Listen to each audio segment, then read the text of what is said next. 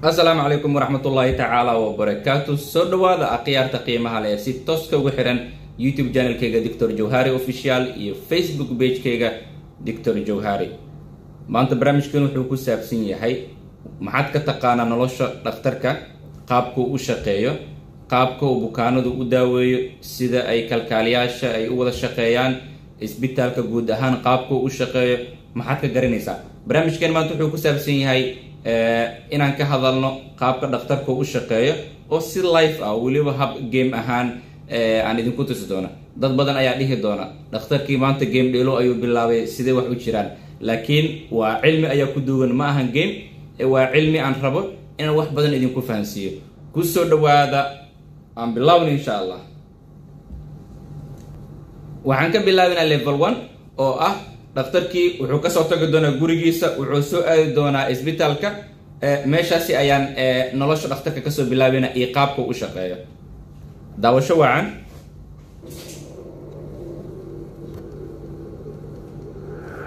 Waa kan baawarkii dhakhtarkii baawarkiisa ayuu qaatay.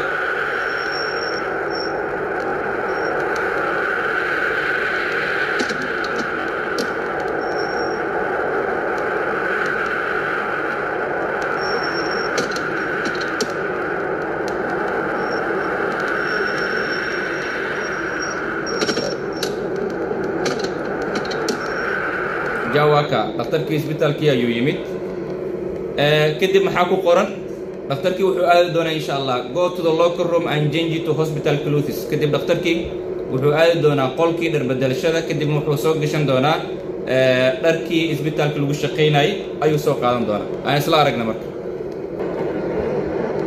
kadib dhakhtarkii wuxuu aadi doonaa qolkii dhar bedelashada ayuu aadi doonaa si uu u soo gashto dharkii isbitaalka lagu shaqeynayay. Aan isla fiirina marka. waa kan qolkii waxaa ku qoran changing room oo ah qolka dhar bedelashada oo dharka lagu bedesho. So qolkii ayuu galay dhakhtarkii. waa kan marka xarunta meesha dharka lagu bedesho watan wuxuu gashanayaa gloveski, kadib wuxuu kala gashanayaa dharkii lagu talagalay in isbitaalka lagu shaqeeyo. waa dharkan guduudan ayuu xirtay. kadib dhakhtarkii wuxuu aadayaa go to the nurse and asking about the patient. kadib wuxuu aadayaa kalkaalisadii, kadibna wuxuu weydiinayaa bukaanadii loo diiwaan geliyay inta uu joogto tiro ahaan iyo qaabka ay shaqadu bilaaban doonto. aan isla fiirina marka. dhakhtarkii wuxuu aadi doonaa qaybtii iyo dhankii kalkaalisada, kadibna wuxuu weydiin doonaa bukaanadii ayuu weydiin doonaa.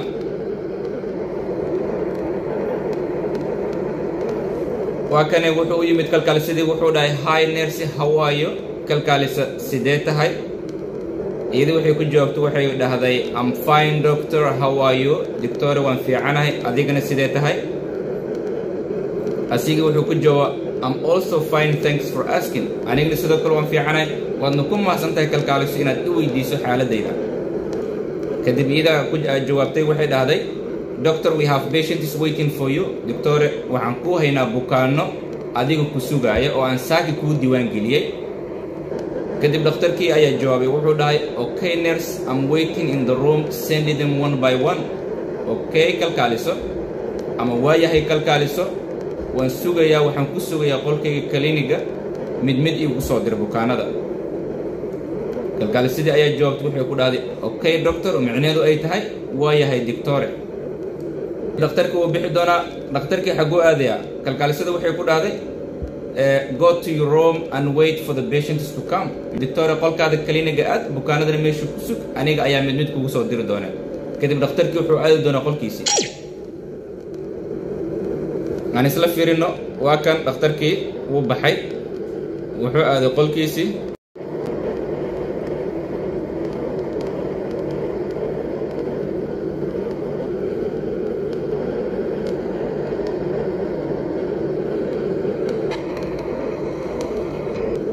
level 1 wuu dhammaaday. waxaan sugnaaba waxa waaye bukaanadii inay kalkaalisadii mid mid ay u soo dirto. weliba qaasatan waxaan rabaa inaan idin tuso bukaanadii qaabkay isbitaalku u imaanayaan. ayaan rabaa inaan levelka kale inaan idinku tuso hadduu alla idmo. aan isla daawaanno.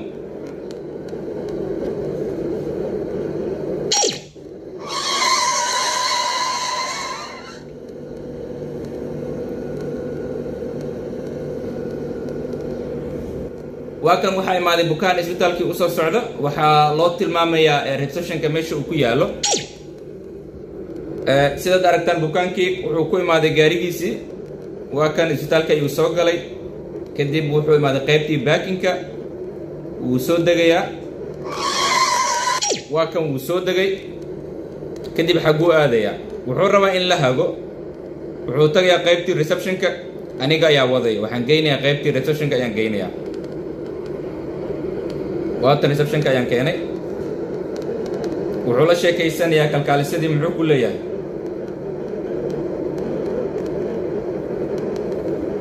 wuxuu leeyahay hi nurse, how are you? kalkaaliso sidee tahay? kalkaalisadii waxay dhahday I'm fine sir, how may I help you?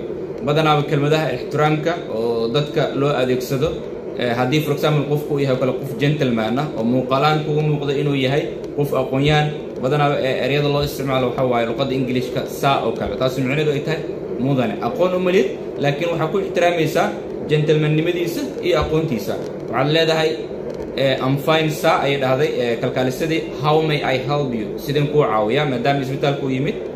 asigina wuxuu dhahay nurse, I'm having some breathing issues, maybe it is because of my lungs. wuxuu dhahay kalkaaliso waxaan ka cabanayaa dhibaato oo dhanka neefsashada xaggeeda ah, oo neefta ayaa i dhibaysa.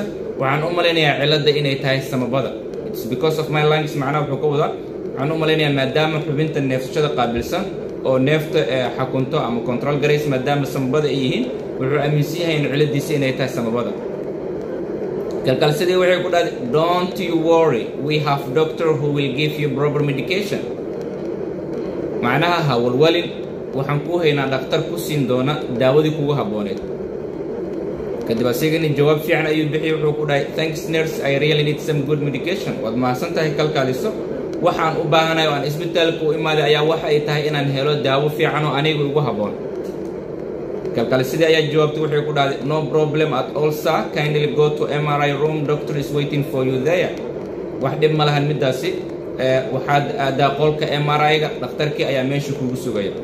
kadib wuxuu aadi doonaa bukaankii dhankii MRI-ga ayuu aadi doonaa, laakiin muxuu ku jawaabay? wuxuu dhahay okay nurse, thank you for your assistance. waayahay kalkaaliso, waad ku mahadsan tahay caawintaada. kadib bukaankii wuxuu aadi doonaa qolkii dhakhtarkii ayuu aadi doonaa. waa kan bukaankii waan wadayaa. wuxuu aadi doonaa qaybtii dhakhtarkii ayuu aadi doonaa, oo ah dhakhtarkii meeshii haddaay uu ka baxay oo ay meeshan ahayd ayuu asna aadi doonaa. waa kan qolkii MRI-ga soo ma jeedaan, waxaa ku qoran MRI room. qolkan ayuu dirid u aadayaa.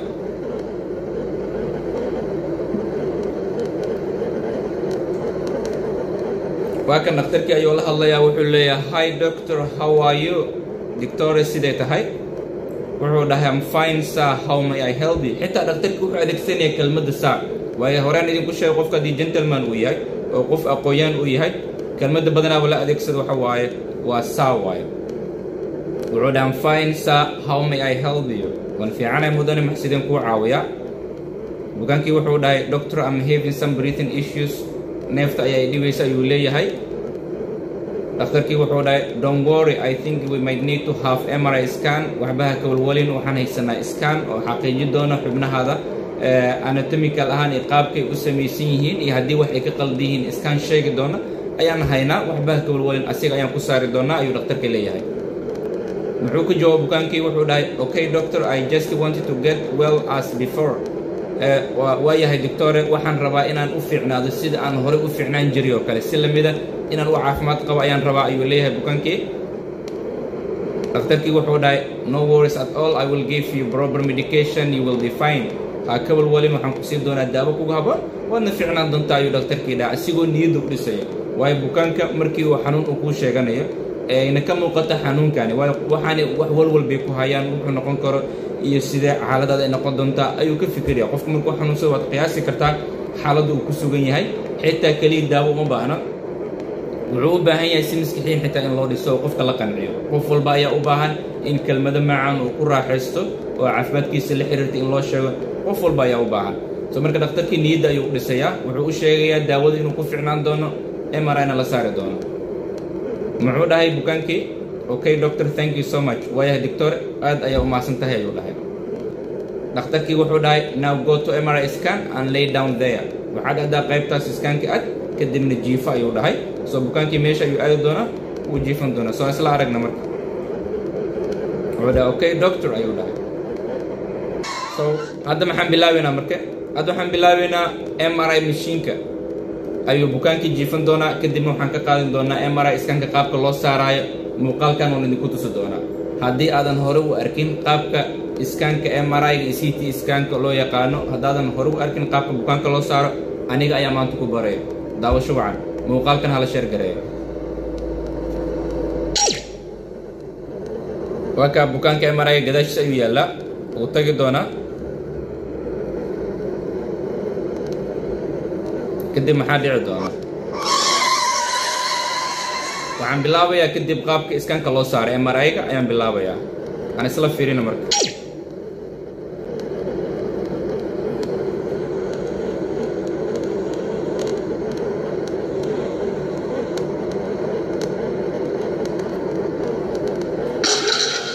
waka qofka marka iskaanka la saarayo waxaas buluuga oo socda aad arkaysaan waa radiationka waaye waa iskaanka qaabka uu qofku u aqrinayo xubnooyinkiisa organiska ayuu qaabka u aqrinaya sidaan radiationkaasoo camal ayuu qofka muujinaya badanaa radiationka lama arko laakiin qaabkan aniga ayaa idinku tusaya kadib bukaankii wuxuu kusoo laabanaya dhakhtarkiisii uu weydiiyo wixii uu sheegay iskaankii waxa uu sheegay so waxaa ku qoran go to doctor and ask about the results natiijadii ayuu weydiinayaa bukaanki wuxuu kusoo laabanayaa dhakhtarkii ayuu kusoo laabanaya waa ka dhakhtarka meesha taagan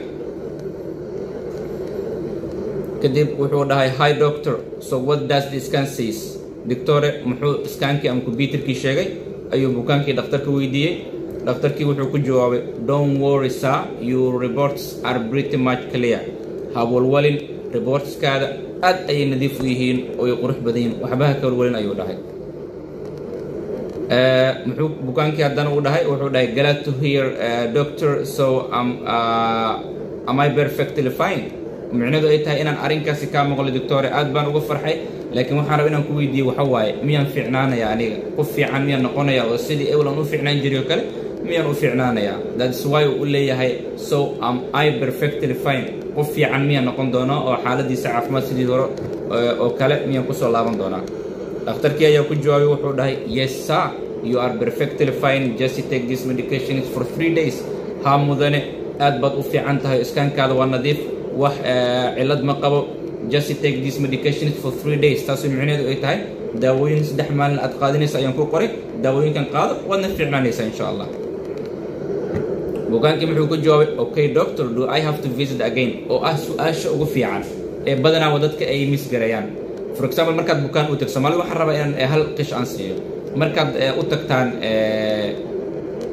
dhakhtar markaad u tagtaan su-aashan weydiiye oo ah dhakhtarkii markii ku diro shaybaar iskaan uu ku saaro xanuunkaada oo ogaada daawo uu kuu qoro waxaad dhahdaa doctore miyaan soo laabtaa goormaan kuu soo laabtaa dhakhtarka haddii daawooyinkani oo u arko inaad ku fiicnaanaysid daawooyinkani fid ay kugu yihiin wuxuu ku leeyahay ha soo laaban haddii oo raba in xaaladaad inuu la socdo wuxuu ku leeyahay waa yahay isbuuc kadib soo laabo ama 2 isbuuc kadib soo laabo badanaa isbitaalada qaarna warqadaha ay daawooyin ku qoraan waxa ugu qoran soo laabashadu waa 10 maalin kadib waa isbuuc kadib waa 2 isbuuc kadib iyadoo loo fiirinayo guideline-ka isbitaal walba u degsan marka inaad dhakhtarka weydiiso doctore miyaan soo laabtaa do I have to visit again mar kale inaan ku soo booqdo miyaa leega rabaa ayuu bukaankani dhakhtarka weydiinaya soo adna weydii waayo waxaa laga yaabaa in markaad soo laabatid in daawadii inay shaqaysay oo adiga aad fiicnaatay dhakhtarkii inuu midaasi kaa hubay adna faa'iiday kuu tahay dhakhtarkiina waxay u tahay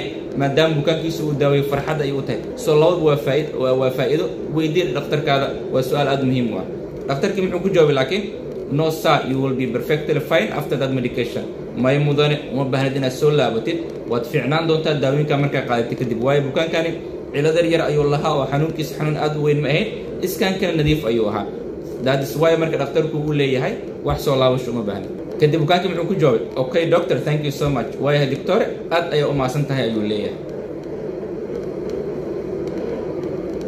so dhakhtarkii wuxuu dhahay no problem go and enjoy your life wax dhib ma lahan midaasi bax oo noloshaada ku istirax oo xaafadaada iyo aad daawooyinkana qaada ayuu dhakhtarkii wuxuu ku leeyahay bukaankiisii waana qaababka ay dhakhtarka u shaqeeyaan waa sidan. waad aragteen qaabka dhaqaatiirta ay u shaqeeyaan markay isbitaalka ay yimaadaan, qaabka ay kalkaalisada iyo dhammaan shaqaalaha caafimaadka ee isbitaalka ay qaabka ay dhakhtarka wada macaamilaan, qaabka dhakhtarka bukaanada u daaweeyo. gebiyahan waxaad ku daawateen muuqaalka. wixii commenti ah oo ku saabsan oo aad rabtaan inaad kusoo kordhisaan ama wixii su-aala oo aad rabtaan inaad runtii kaga faa'iidaystaan muuqaalkani, qaybta commentiga hoose igu reeba, aniga idinka soo jawaabi doona hadduu alla idmo. muuqaalka hala sheergareyntiin waxay ii tahay dhiirigelin, anna waxay runtii igu dhiirigelinaysaa inaan muuqaalo sidan ka qurux badan iyo qaabkan oo kale inaan soo dhigo.